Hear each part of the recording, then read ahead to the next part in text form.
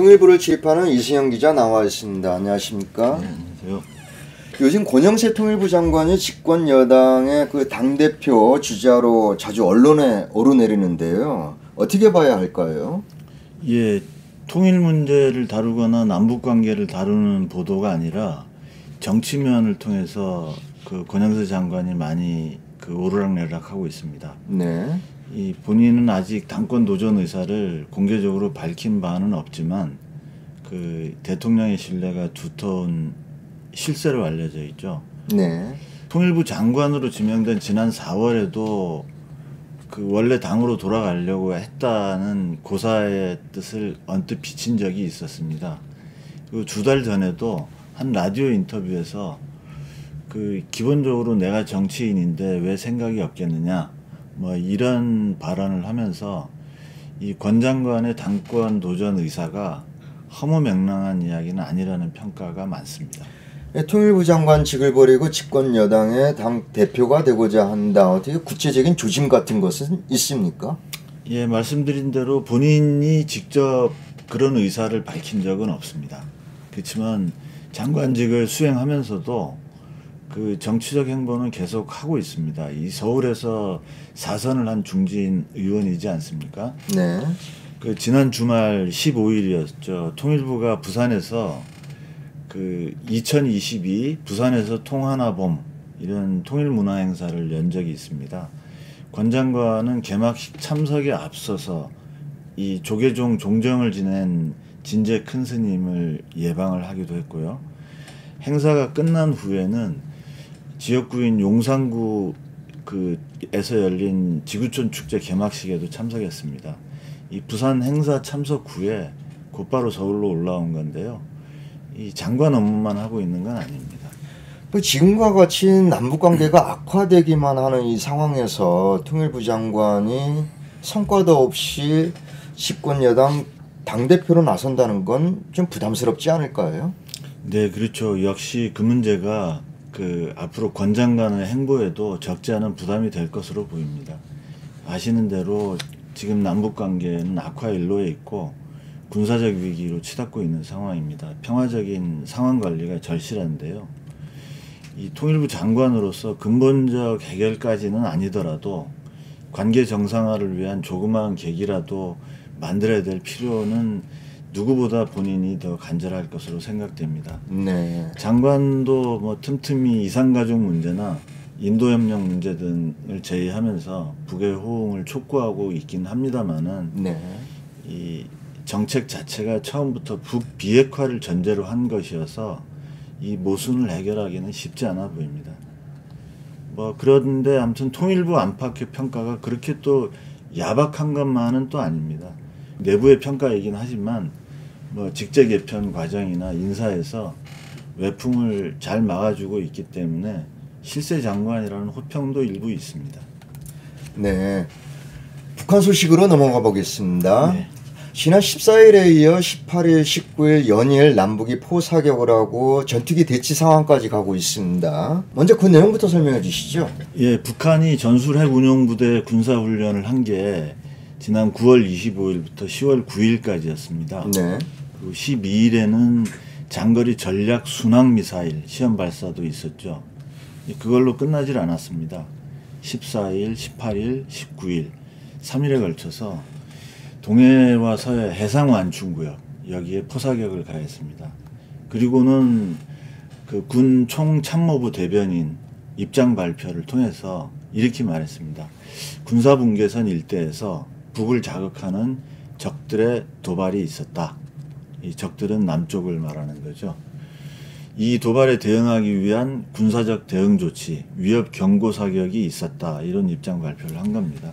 네. 그 지금 상황은 위기가 고조되는 정도를 넘어서 일촉즉발의 위기 그 자체인 것 같습니다.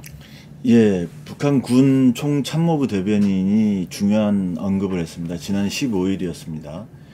그 앞으로도 우리 군대는 조선반도의 군사적 긴장을 격화시키는 적들의 그 어떤 도발 책동도 절대로 묵과하지 않겠다.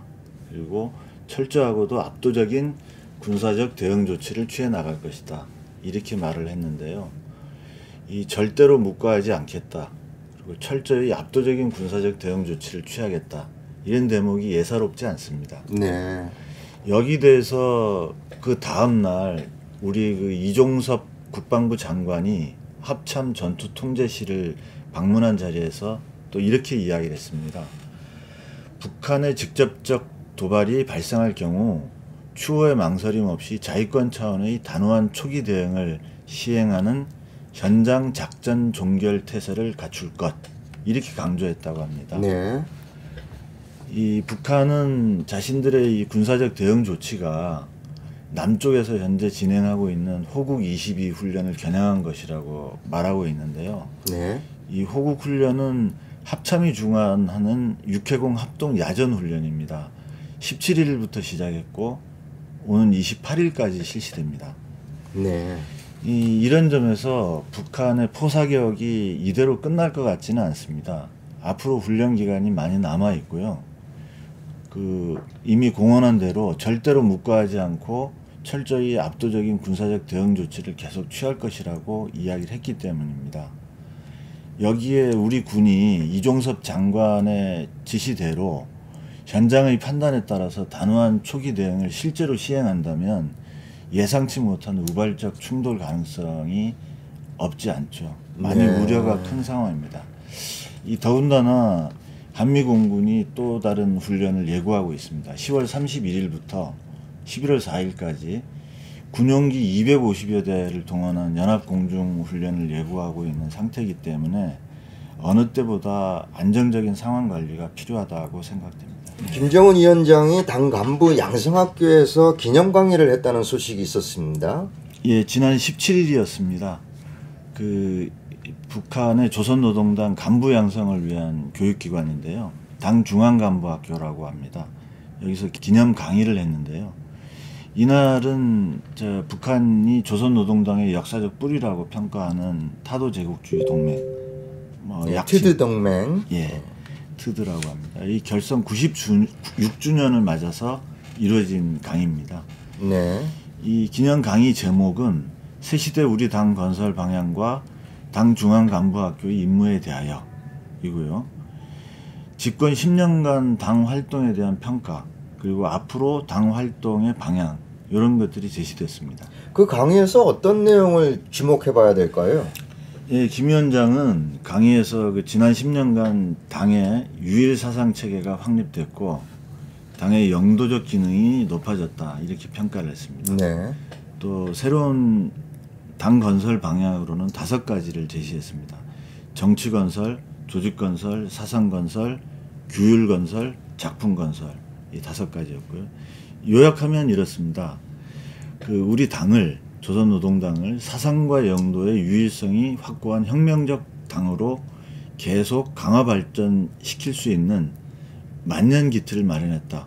이것이 이 기간 당 건설에서 이룩한 가장 귀중한 성과라는 겁니다. 네. 그리고 앞으로는 지금까지 이룬 성과에 도취되지 말고 낡고 뒤떨어진 것은 더 대담하게 극복하고 새 시대에 맞게 당을 튼튼히 꾸려 나가야 한다, 이렇게 독려를 했습니다. 당의 유일 사상 체계가 확립되는 성과가 있었지만 더욱 박차를 가해야 한다.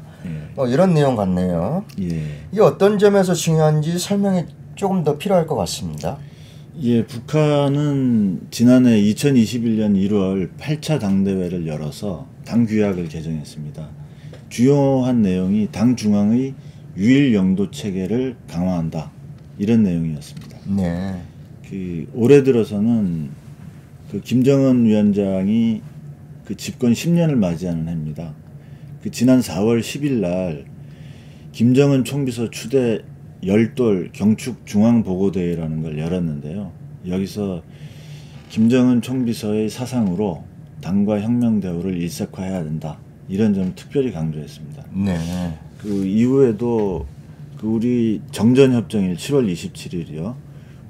북에서는 전승절이라고 예. 하고, 이 공화국 창건 74주년, 구구절. 예, 구구절이죠. 이런 계기마다 김 위원장의 혁명 사상을 확고부동한 신조로 삼아야 된다, 이런 걸 지속적으로 독려해 오고 있습니다. 최근에는 노동신문 정론 등을 통해서 김 위원장을 인민의 탁월한 수령이라고 직접 호칭을 하고 또 이 통치 담론으로 이야기하고 있는 우리 국가 제일주의는 곧 우리 수령 제일주의다. 이런 표현을 빈번하게 사용하면서 이 김 위원장의 10년 통치 기간, 10년 영도사를 바탕으로 한 김정은 유일 영도 체계, 이걸 좀 심화시키고 있는 이런 흐름을 보이고 있습니다. 네. 그 이번 기념 강의에서도 그 당 중앙의 유일적 영도 체계 확립의 이상적인 목표가 무엇인가? 이것은 전당의 당 중앙과 하나의 머리, 하나의 몸을 이룬 일심일체가 되는 것, 이라고 강조하고 있습니다. 이 당의 유일 영도 체계에 대한 이런 강화되는 움직임은 앞으로 계속 심화될 것으로 보입니다. 네, 여기까지 듣겠습니다. 수고하셨습니다. 통일부를 출입하는 이승현 기자였습니다.